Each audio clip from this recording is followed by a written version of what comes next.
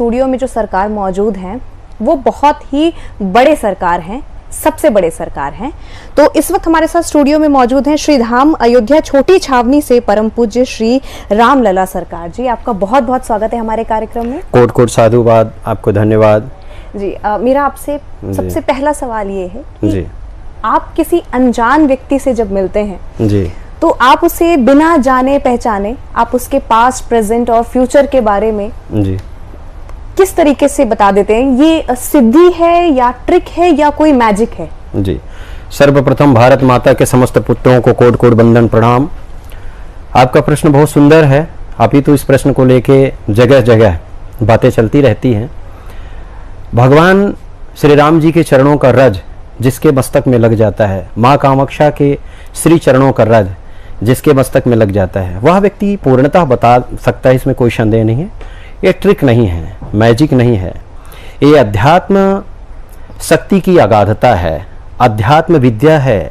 सनातन धर्म की जो अगाधता है, सनातन धर्म का जो अगाधता है, उसका फलस्वरूप ये विद्या है।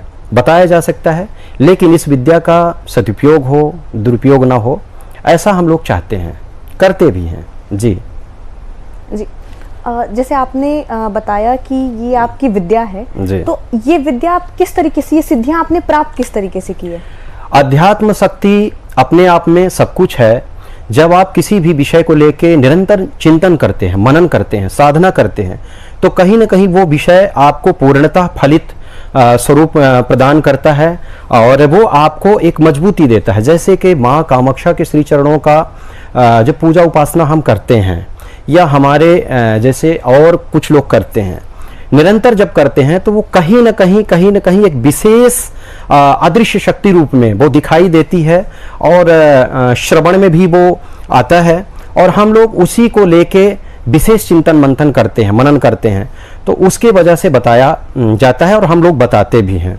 लेकिन कहने का तथ्य तात्पर्य हमारा यह है कि अगर इस विद्या को आप पा लेते हैं, साधना रत आपका जीवन है, तो ये विद्या आपको मिलेगी, इसमें कोई संदेह नहीं है।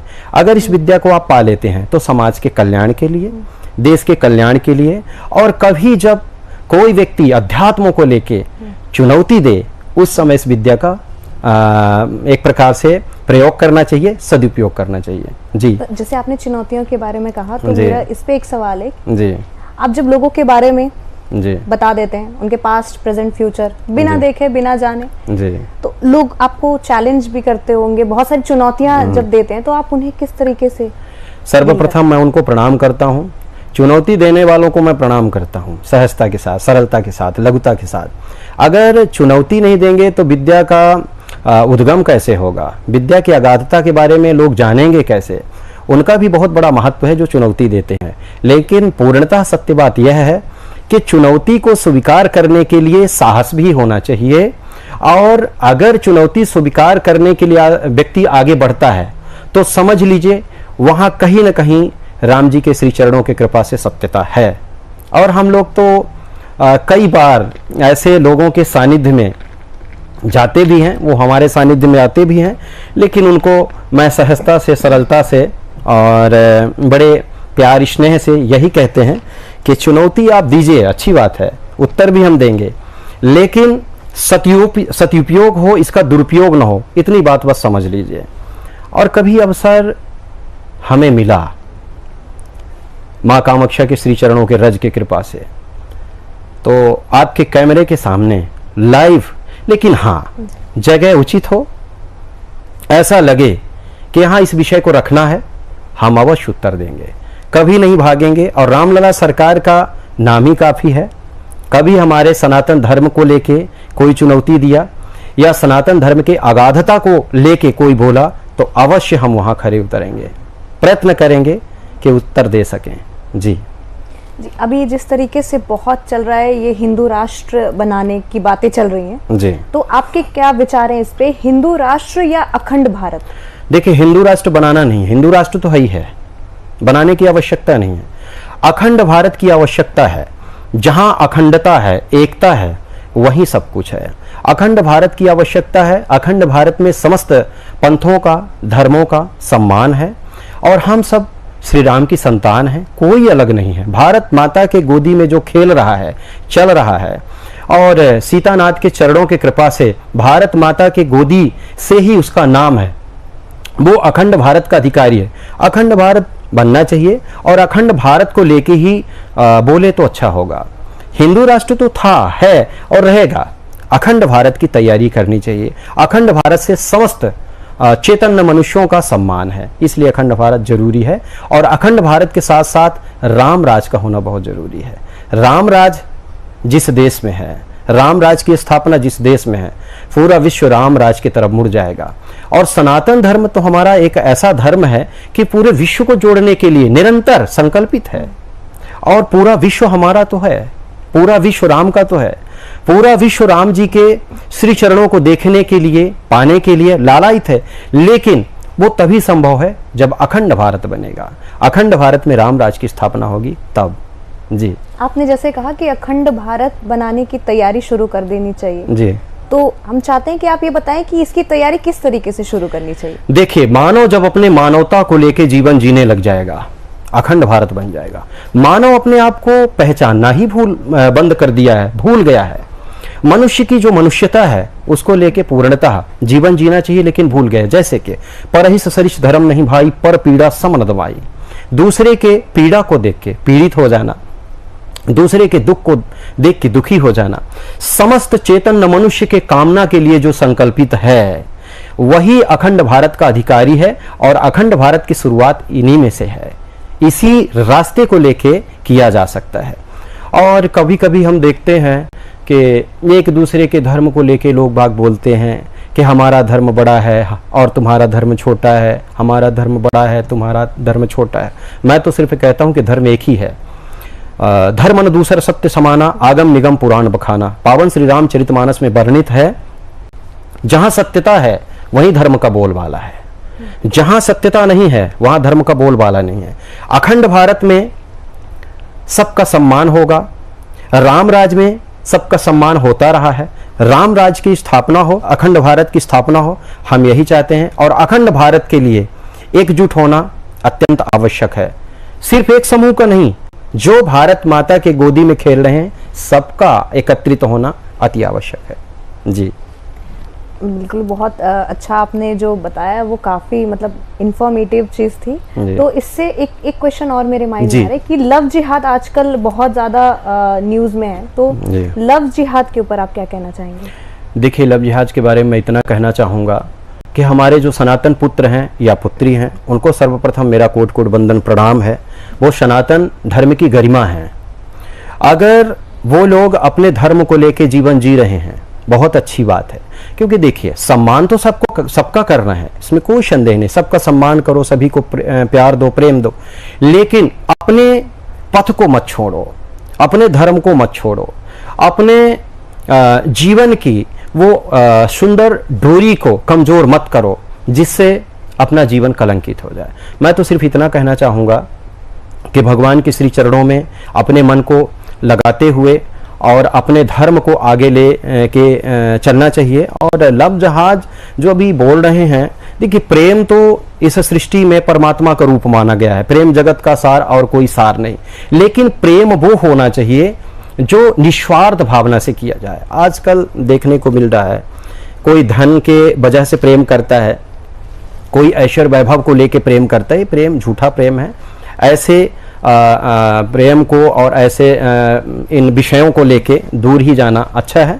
और इसके बारे में मैं ज़्यादा कुछ विशेष इसलिए नहीं बोलूँगा क्योंकि कहीं ना कहीं असत्यता इस विषय को लेके झलकता है, इसलिए मैं ज़्यादा इस विषय को लेके नहीं बोलूँगा। लेकिन इतना मैं ज़रूर कहना चाहूँगा कि जो सनातन पुत्र हैं, सनातन पुत्रियाँ हैं, अपने धर्म को लेके जीवन जिए, माता पिता के श्री चरणों का रज लेते हुए जीवन को जिए, अपने धर्म को पहचाने, अपने कर्म को पहचाने, उनका कर्तव्य क्या है इसको जाने। मैं इतना जरूर कहूँगा। जी महाराज जी, आप जिस तरीके से राम कथा भी कहते हैं जी, और आप संगीत भी इतना अच्छा आपका हमने देखा हुआ है, सुना हुआ है, तो हम चाहते हैं कि आप हमारे दर्शकों को कुछ अपना खुद का बनाया हुआ गाना एक बार भजन या सुना। अभी तो 2 भजन हम अभी गाए हैं और वो टी सीरीज से लॉन्च भी हुआ है। एक है बाणी हरि गुण गाए, ये हमारा बहुत फेवरेट भजन है और इसमें जो धुन है, म्यूज़िक है, वो भी हमारा ही बनाया हुआ है और बहुत अच्छे आर्टिस्ट धुन दिए हैं। तो एक लाइन मैं ज़रूर आपको सुनाऊंगा।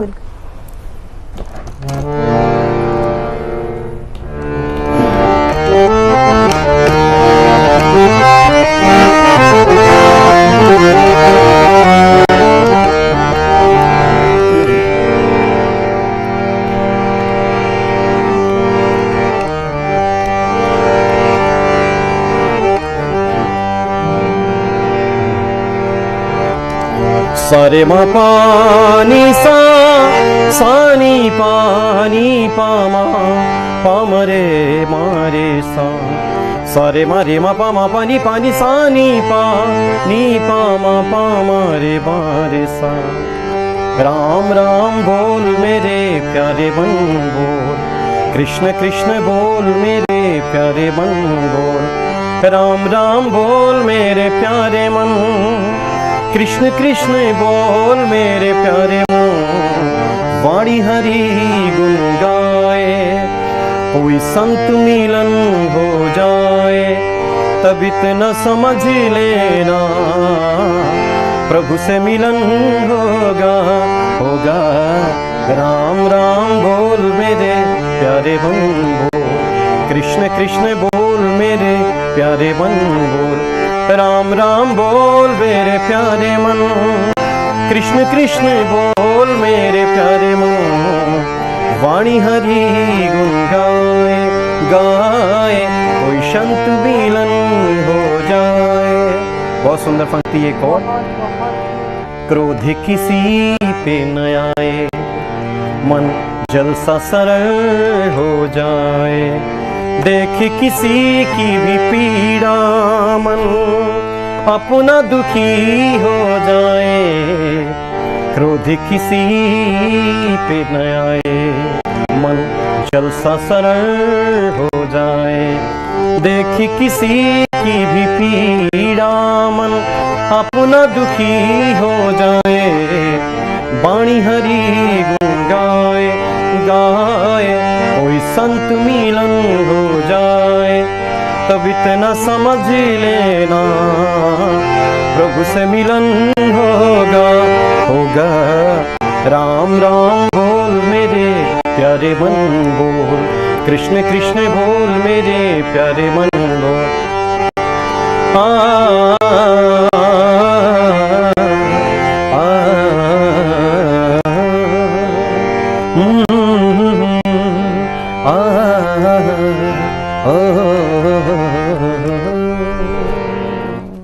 श्री राम लला सरकार की जय। बहुत ही खूबसूरत। आपने संगीत में एमएससी किया हुआ है, तो मेरा तो यही सवाल है कि आपने संगीत में एमएससी किया, उसके बाद आप कैसे इस सिद्धि के फील्ड में? मैं लगभग 14 साल का था, तब से भगवान शिव के चरणों में समय दिया। भगवान शिव के चरणों की कृपा हमें मिली, उनके श्री चरणों की कृपा से रामलला सरकार अपने चरण शरण में ले लिए। इसके बाद माँ कामाक्षा के श्री चरणों में गया, वहाँ से मुझे सब कुछ मिला। सत्य बात यही है, मैं 27 साज बजाता हूँ और कुछ इसमें ऐसे साज हैं जो कि मैं कभी सीखा नहीं, ये भी बात सत्य है। तबला है, पखावज है, मृदंगम है, गिटार है, सिंथेसाइजर है, हारमोनियम आपके सामने बजा रहा हूँ। तो इसको भी मैं माता आदिशक्ति जगदम्बा कामाक्षा के श्री चरणों का ही प्रसाद समझता हूँ, भगवान रामलला सरकार के चरणों की कृपा ही समझता हूँ। बाकी सत्य बात यही है कि साधना मैं किया और साधना से ही ये मैं कुछ बता पाता हूँ। अवसर मुझे मिलेगा और कभी आप लोग चाहेंगे कि इस विषय को लेके मैं पूर्णतः समय दूं तो अवश्य दूंगा, और एक व्यक्ति का नाम फिर वहाँ नहीं बोलूँगा।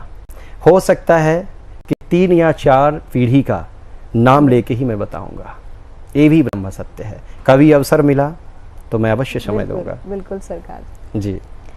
मेरा आपसे अगला प्रश्न ये है कि धर्म क्या है, क्योंकि बहुत से लोग धर्म को अलग अलग तरीके से डिफाइन करते हैं। मैंने एग्जैक्टली है क्या? जी, मैंने पूर्व में आपको बताया, धर्म न दूसर सत्य समाना। मैं थोड़ा गुनगुना के सुनाता हूँ।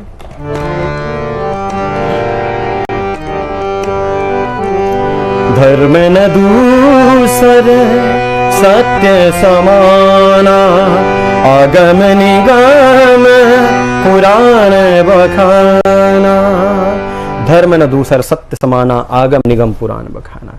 जहां सत्य है वही धर्म है, जहां लघुता है, दीनता है, सरलता है, मधुरता है, सहजता है, वहीं धर्म की आगाधता है। धर्म तो सत्य से जुड़ा हुआ है, जहां सत्य है वही धर्म है। और जिसके जीवन में सत्य का बोलबाला है उसको परमात्मा को कहीं जाके देखने की आवश्यकता नहीं। उपनिषद में एक मंत्र है, ईशावास्यमिदं सर्वम यत्त किंच जगत्यांग जगत। रामचरितमानस फिर प्रमाण दे रहा है, कहो कहाँ जहाँ प्रभु नाही चतुर्लख है हृदय हर्षाहि। कण कण में तो मेरा राम है, कहीं जाने की आवश्यकता नहीं है। जहाँ सत्यता है वहाँ परमात्मा बड़े सहजता से, सरलता से दिख रहा है। तो सत्य ही धर्म है और लोगों को सद्मार्ग में चलना चाहिए। सत्य सनातन धर्म की उपासना पूजा करते हुए जीवन को जीना चाहिए। गौ माता के श्री चरणों की सेवा करना चाहिए। हाँ, हम सब परमात्मा की संतान हैं। मेरा भगवान किसी से भेदभाव नहीं करता, तो हम सबको भेदभाव नहीं करना चाहिए। जैसे कि सूर्य भगवान उदित होते हैं, कभी किसी से नहीं पूछते कि तुम किस पंथ के हो, किस धर्म के हो, किस जाति के हो, किस रंग रूप के हो। सबको प्रकाश देते हैं। माँ नर्मदा, माँ गंगा, उनके श्री चरणों में जाएं, जलपान करें, किसी से वो नहीं पूछती तुम हो कौन। जब मेरा परमात्मा भेदभाव नहीं करता तो हम सबको भेदभाव नहीं करना चाहिए। सभी को स्नेह प्यार से लेके चलना चाहिए, सबको हृदय से लगाना चाहिए। और जहाँ सत्यता है वहीं परमात्मा है, और जहाँ सत्य है वहीं धर्म का बोलबाला है। सत्य ही धर्म है, जहाँ सत्य है वहीं धर्म का बोलबाला है। जी, आपने जैसे कहा कि गौ माता की सेवा करनी चाहिए जी, तो बहुत से ऐसे लोग हैं जो गौ माता को भोजन की तरह समझते हैं या भोजन के रूप में देखते हैं, तो उन्हें आप क्या कहना चाहेंगे? देखिए, राक्षसों का बोलबाला तो पहले था, अनादिकाल से राक्षसों का बोलबाला था, वो आज भी है। जो गौ माता का हनन करता है, गौ माता को भोजन के रूप में लेता है, वो अपने भारत माता का सपुत्र हो ही नहीं सकता। वो नरपिशाच हैं, उनको हम अपने वाणी से नरपिशाच कहेंगे।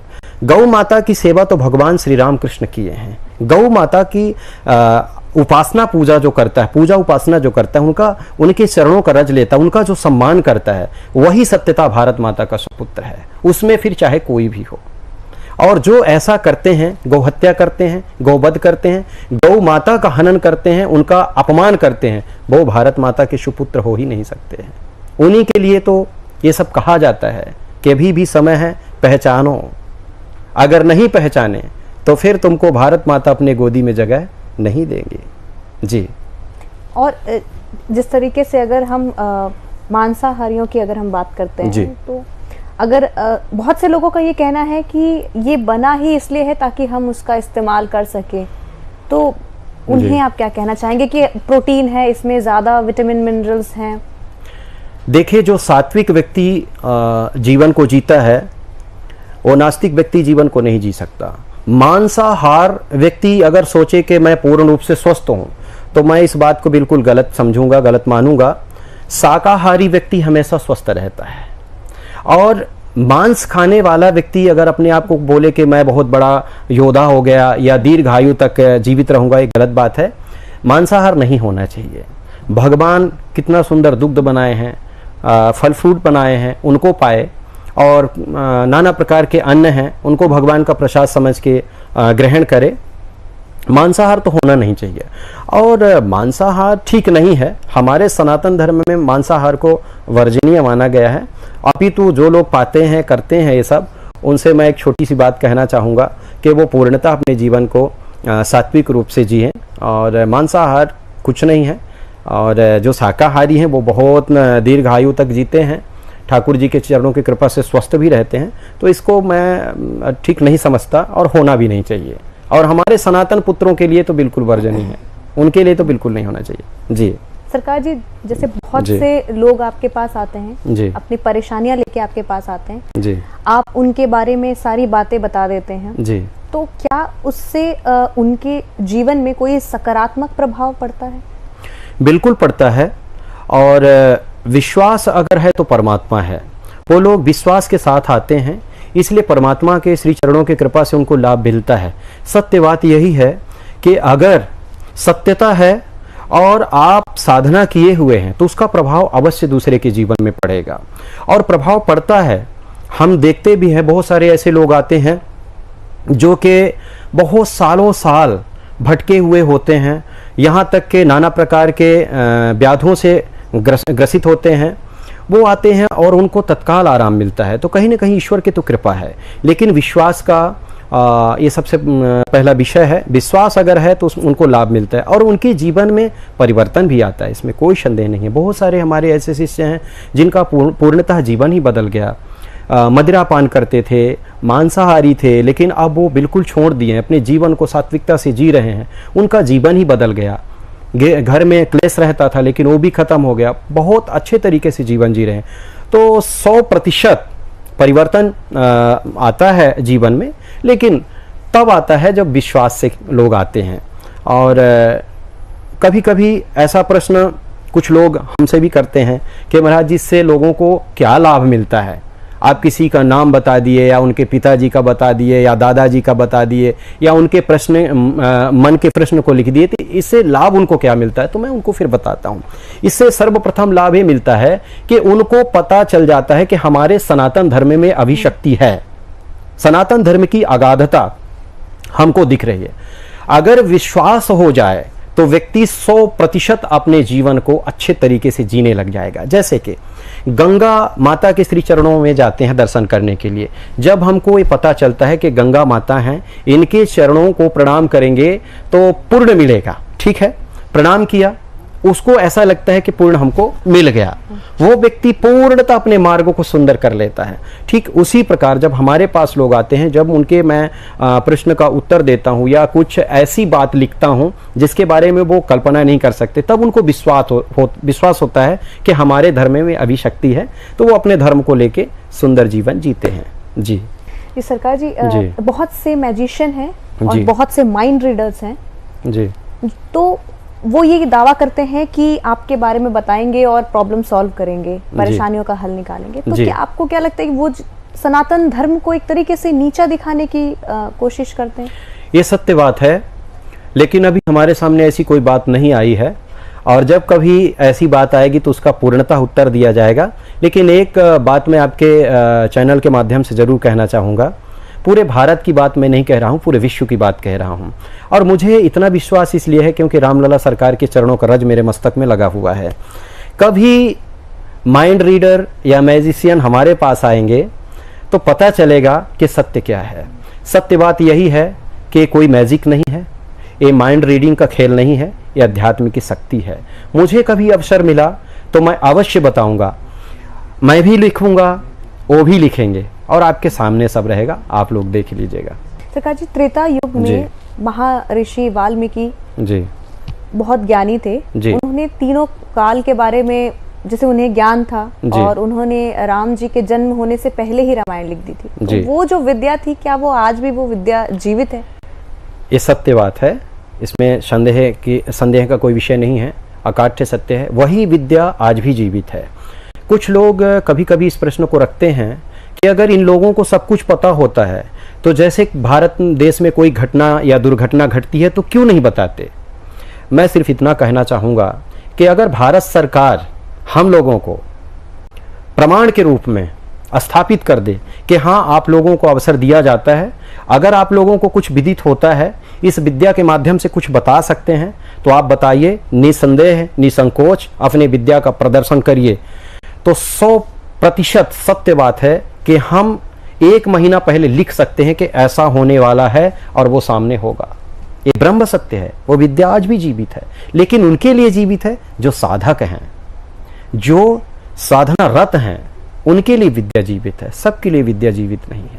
जी सरकार जी, आपसे बहुत सी बातें जानने के लिए मिली, और मैं ये चाहती हूँ कि आप हमारे दर्शकों को चलते चलते अगर कुछ इन्फॉर्मेशन या कोई ज्ञान की बातें, आप कुछ संदेश देना चाहते हैं तो। जी, सर्वप्रथम सनातन पुत्रों को मेरा कोटि कोटि वंदन प्रणाम। जय श्री राम लला सरकार। कभी अवसर मिला तो आप सबको हम अवश्य समय देंगे और विधिवत बताएंगे भी।